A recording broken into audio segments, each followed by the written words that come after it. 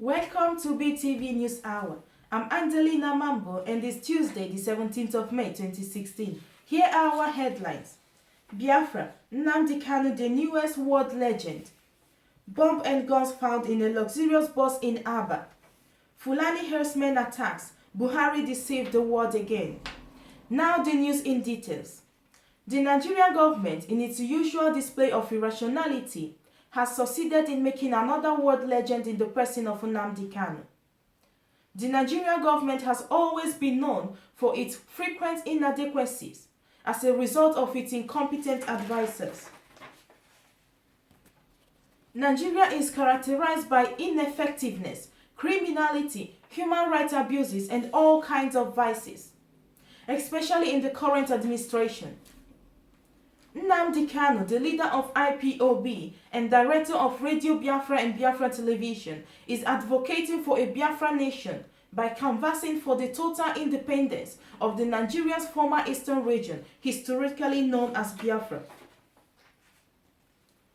We acknowledge every people's right to a peculiar identity and self-determination, and therefore, throughout the period of the last administration, he has been campaigning for the restoration of the sovereign state of Biafra through the popular Radio Biafra and Biafra TV. Apparently, knowing how delicate the issue appears to be, the last administration, led by Goodluck Jonathan, decided to tread gently in that regard, notably by paying more attention to other critical nation issues at the time, such as the dwindling economy, terrorism, and corruption. However, as soon as the present administration came on board, it sought to address the Biafran issue with military crackdowns and human rights abuses. At first, it began by using the armed forces to murder unarmed protesters who have been internationally acclaimed to have engaged in the world's largest and most peaceful protest. An internet platform known as TuneIn, which hosts online radio stations, frequently had Radio Biafra trending as the most listened to radio station, above the world's most popular radio stations such as BBC Radio, ESPN Radio, and so many others. Similarly, on social media platforms such as Facebook and Twitter, the Biafran saga frequently dominated discussions, as popular hashtags such as Free Nnamdi Kanu and Free Biafra have continually flown around the internet. As pointed out earlier, it is a well-known and acknowledged fact that every peculiar people of the world have the right to decide the identity they want to identify with. However, because of the gruesomeness, the ignorance, the criminality, recklessness, the decay, and the mediocrity inherent in the Nigerian system, it finds it unfriendly to acknowledge these basic human rights and hence tends to always apply military forces in order to quell any civil disagreement, no matter how genuine the struggle is. Recently, Nigeria's recklessness and insensibility has further exposed the atrocious nature of the country and has made Nnamdi Kanu another world legend, and it has succeeded in helping him propagate his messages even further to the ends of the earth. Recall that Nnamdi Kanu was extrajudicially incarcerated by the Nigerian government in its usual ferocious approach towards handling civil matters, simply because he is promoting self-determination for the Biafran people. As a consequence of this unlawful action by the Nigerian government, Kanu has been made the world's newest legend, and he is currently the most trendy man in the world. As a prisoner of conscience, Kanu has currently broken the world record of the man whose pictures have been most widely used as profile pictures on the world's most popular social media platform such as Facebook and Twitter. Radio Biafra London, RBL, is the largest single forum on Facebook, having over 680,000 participants or members. Over 450,000 participants have Kanu's picture as their profile pictures, while others have the Biafra flag, pictures with inscription such as Free Nnamdi Kanu or Free Biafra, or other Biafra-related pictures as their profile pictures. If Biafrans have decided to have their own nation, I think it's a right that should not be denied to them. Hence, we are calling on the international community to give a scrupulous attention to the Biafran question and to address it as a matter of urgency, since the Nigerian government has failed to display the maturity that is required of a giant of Africa. On Friday night, 13th of May 2016, some Hausa Fulanis were caught with 4 bags stocked with guns and bombs after boarding the luxurious bus for night journey at Dan Dollar's Transport Company Motor Park, located at Milverton, Aba. Because of the fear of the bomb exploding, people called the police, and the Hausa were arrested as the police took away the bags of guns and bombs. This information is verifiable and it is real.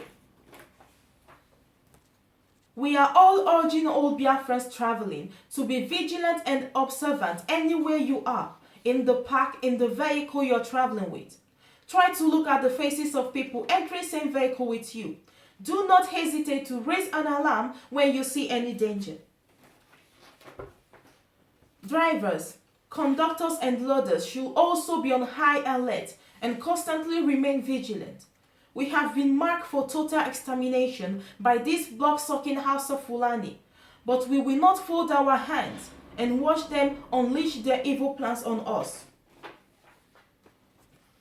Having taken cognizance of the fact that Chukwokike Abiyama God is fighting for us, we must also do our part as human beings.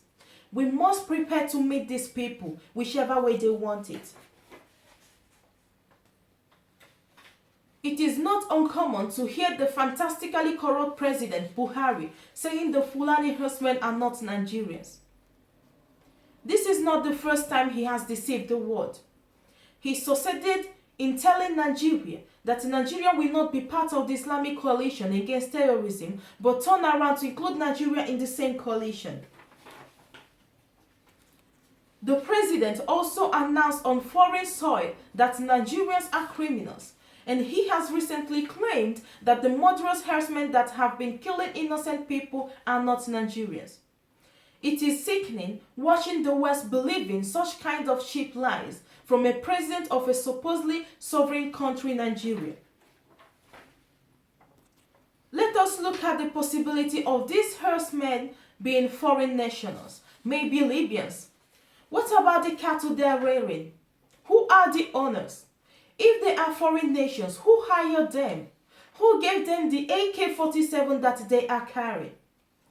If these herdsmen are foreign nationals, why is it that the police and the army are not after them? If these herdsmen were foreigners, why is it that the fantastically corrupt President Buhari had kept quiet over their menace until now, when it is certain that people will fight back? If these terrorists are foreigners and the president knows this fact, why has he refused to mention the country that is killing his people and report her citizens back to their country? Now let me tell the world the truth if they care to know. The Fulani herdsmen attack is a well-articulated plan to further terminate the lives of Biafrans. It is another plot to continue with the genocide. It is a deliberate attempt to provoke the anger of the Easterners and making Biafra land a war zone, thereby disrupting the restoration process.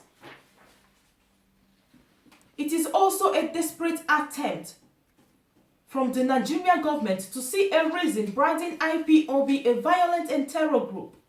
And it is indeed a systematic approach to test run the workability of the upcoming jihad, which would enforce Islam in the entire country. The fact that the president is totally aware and fully in support of this evil is a blatant truth.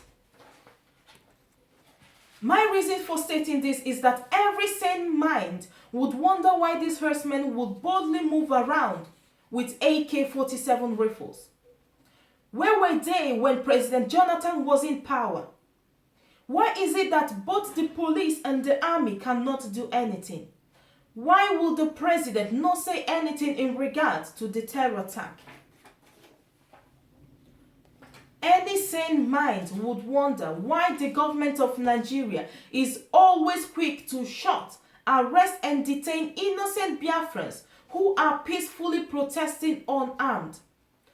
Buhari is either deceiving the world or there is a big evil conspiracy against Biafra.